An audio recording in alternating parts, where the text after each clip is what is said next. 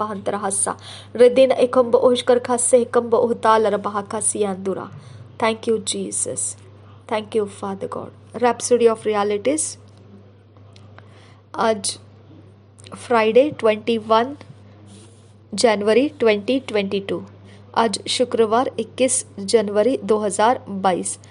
Rhapsody of realities में आज pastor Chris ओयाखिलोम द्वारा जो वचन हमको सीखने के लिए मिला है,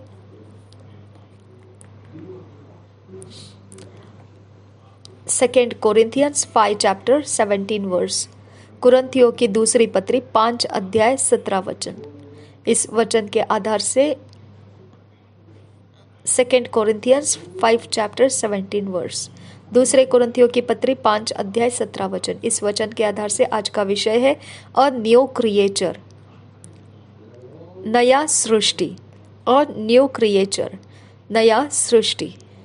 पास्टर क्रिस ओयाखिलोम हमको सिखाते हैं ये विषय। वचन के आधार से हम वचन पढ़ेंगे। Therefore, if any man be in Christ, he is a new creature. Old things are passed away. Behold, all things are become new. और एक बार पढ़ेंगे। Therefore, if any man be in Christ, he is a new creature. Old things are passed away. Behold, all things are become new. इसी वचन को हम पढ़ेंगे हिंदी में BSI Bible में से। कुरिन्थियों की दूसरी पत्री 5 अध्याय का 17 वचन।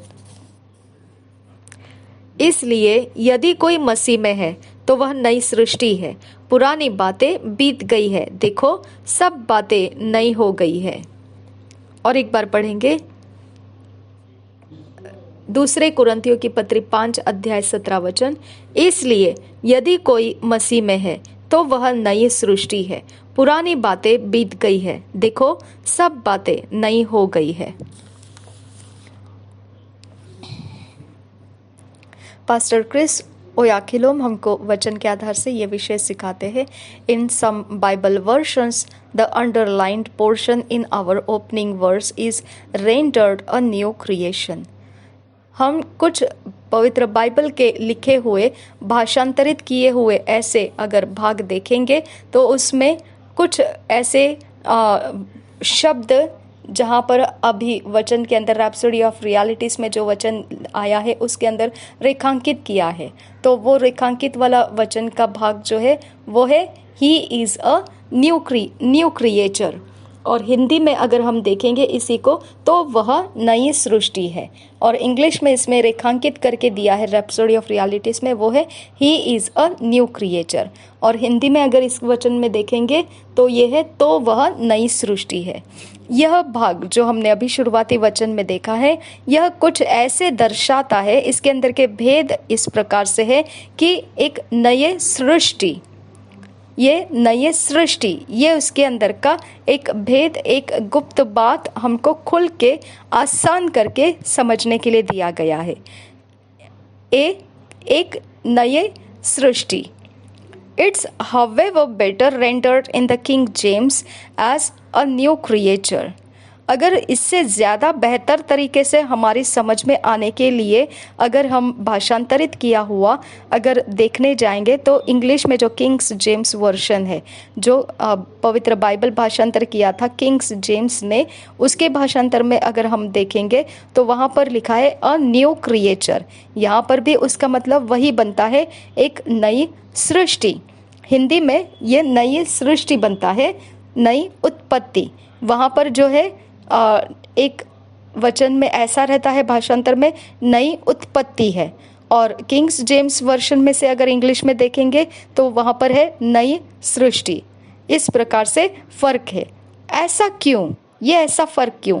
कहीं पर नई उत्पत्ति लिखा हुआ है, नई निर्मिति, नई उत्पत्ति ऐसा लिखा हुआ है, या दूसरे जगह में भाषांतर करके लिखा हुआ किंग्स जेम्स वर्शन में अगर हम पढ़ते तो वहाँ पर लिखा है नई सृष्टि।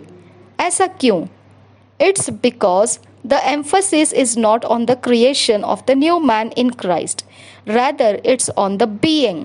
He is a new creature, a new species that never existed before.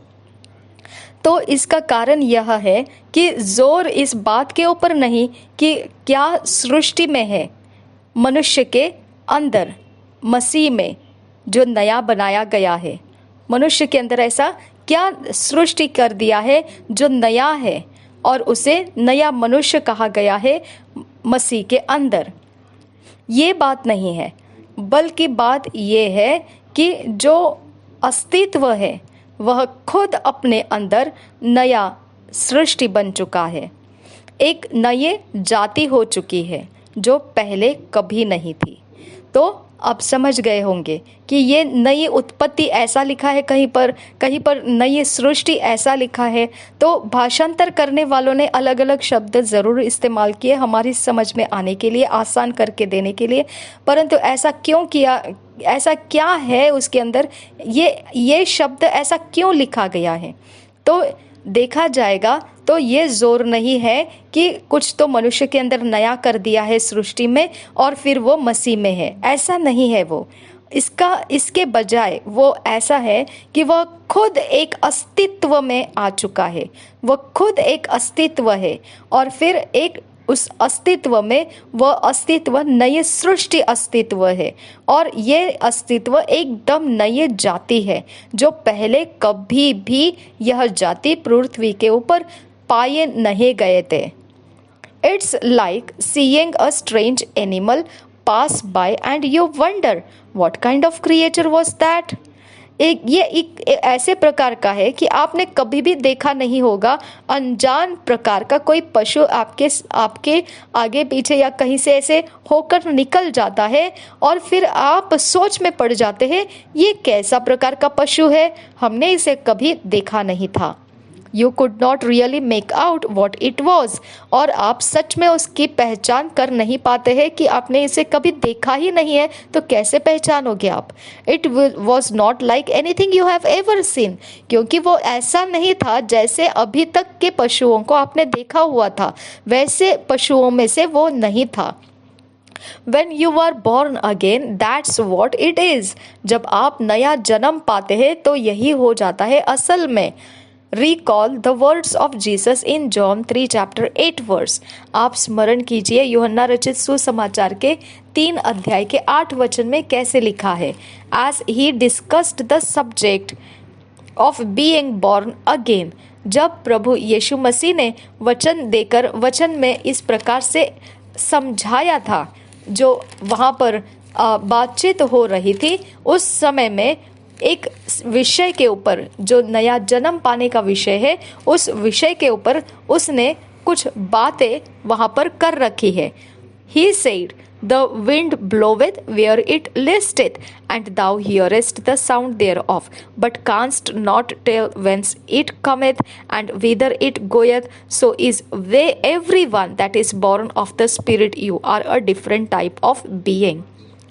तो यहाँ पर यूहन्ना रचित 3 अध्याय के 8 वचन में इस प्रकार से लिखा है।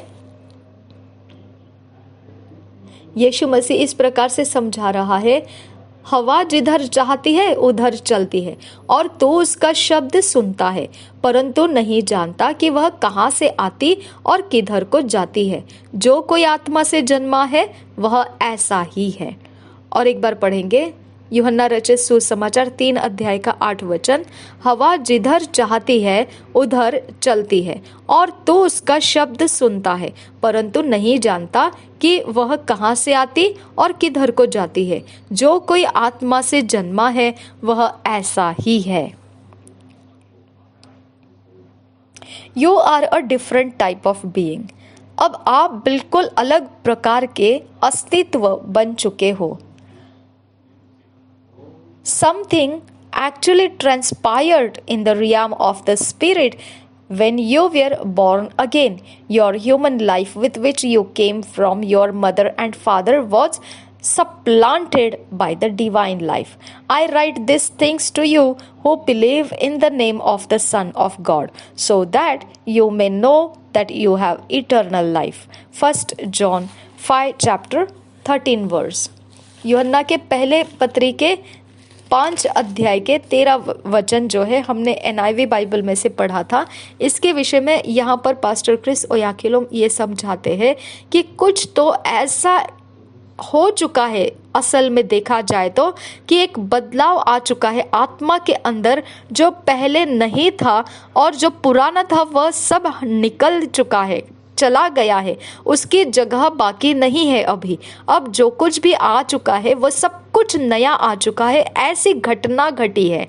और यही वो जब आप नया जन्म पा रहे थे उस समय हुआ है। अब आप एक मनुष्य जीवन जिसके साथ आप आए हुए थे आपके माता और पिता के गर्भ में से, वो जो आपके अंदर था वो जीवन के बदले में अब यहाँ पर आपके अंदर जो जीवन शुरू हो चुका है ना, वही ईश्वरीय जीवन शुरू हो चुका है, जहाँ पर आप नए जन्म हो रहे थे यीशु मसीह में। तो ये वचन के आधार से अगर हम देखेंगे तो पहले यूहन्ना के पत्री 5 अध्याय के 13 वचन में इसे लिखा गया है, मैंने तुम्हें जो परमेश्वर के पुत्र के नाम पर विश्वास करते हो इसलिए लिखा है कि तुम जानो कि अनंत जीवन तुम्हारा है।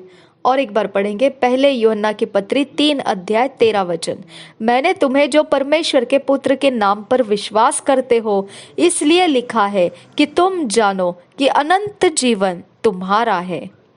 दिस इज द रियलिटी, यही असलियत है।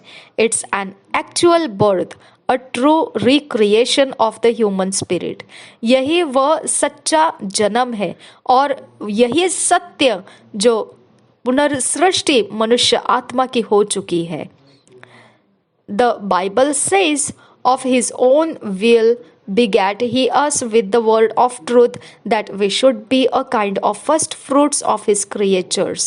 James 1 chapter 18 verse. पवित्र बाइबल ये बताता है इस प्रकार से याकूब की पत्री 1 अध्याय के 18 वचन में,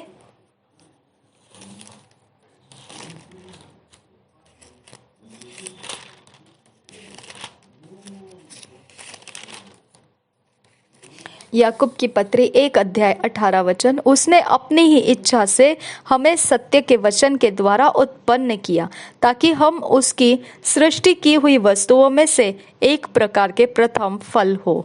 और एक बार पढ़ेंगे याकूब की पत्री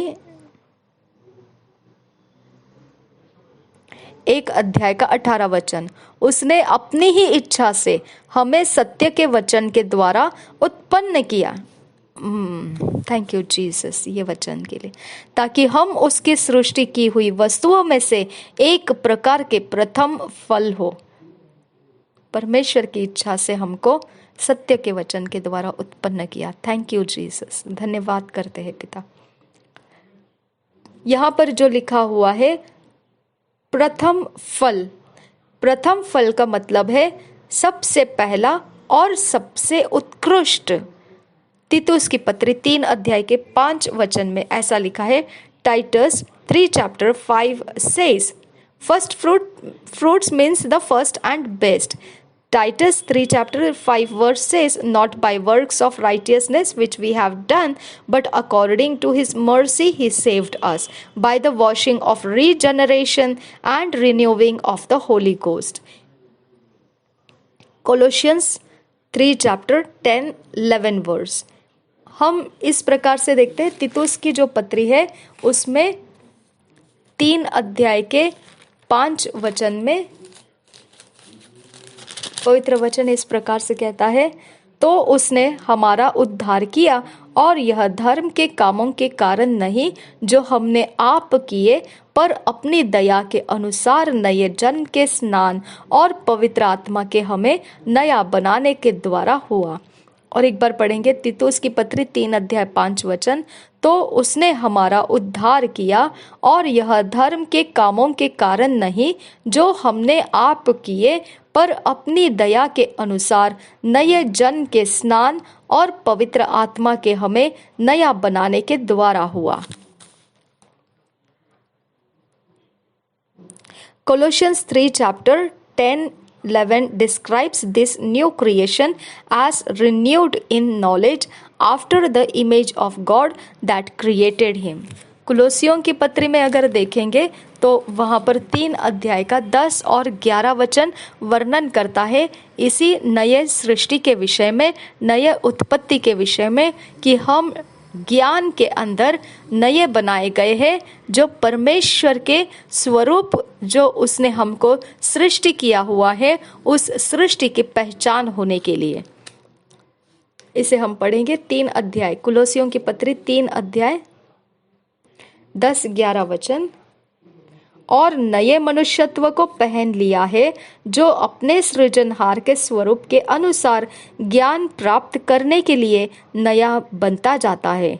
उसमें न तो यूनानी रहा, न यहूदी, न खतना रहित, न जंगली, न स्कूती, न दास और न स्वतंत्र, केवल मसीह सब कुछ और सब में है। और एक बार पढ़ेंगे कुलुसियों की पत्री 3 अध्याय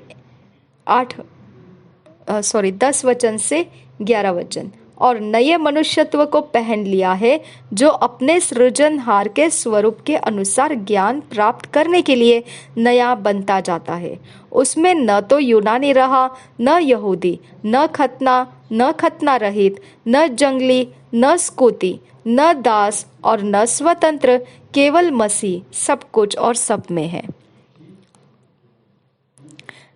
See yourself the way God sees you.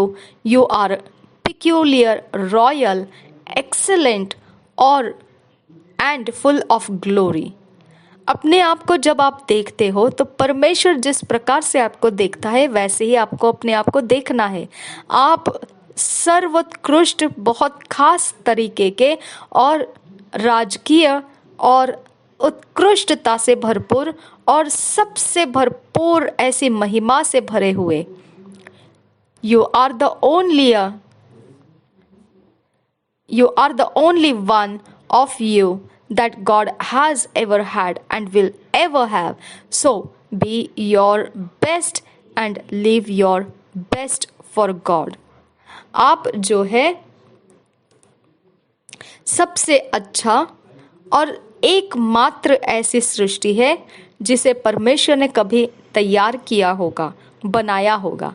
एकमात्र आप केवल एकमात्र ऐसे हो जिसको पहले कभी भी परमेश्वर ने कभी भी उसके अंदर बनाया नहीं था।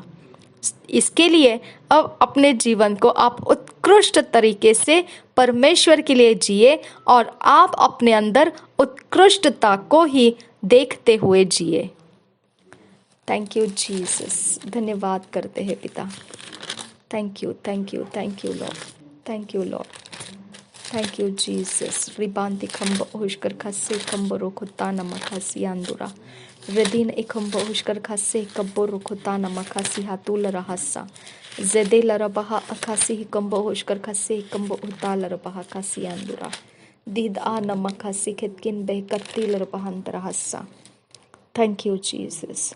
रेदा नमखासे हिकंब ओहुष्कर खस्से दिती नमहता लरबहा खासी आंदुरा दित ए नमखासी हिती लरबहंत रहा लरबहा खासी आंदुरा रदिन इकम्ब हास्य खितकिन बिरखे लरबहा खासी आंदुरा। यहाँ पर राज्य पदधारी ऐसे लिए लिखा है, रॉयल प्रीस्टहुड।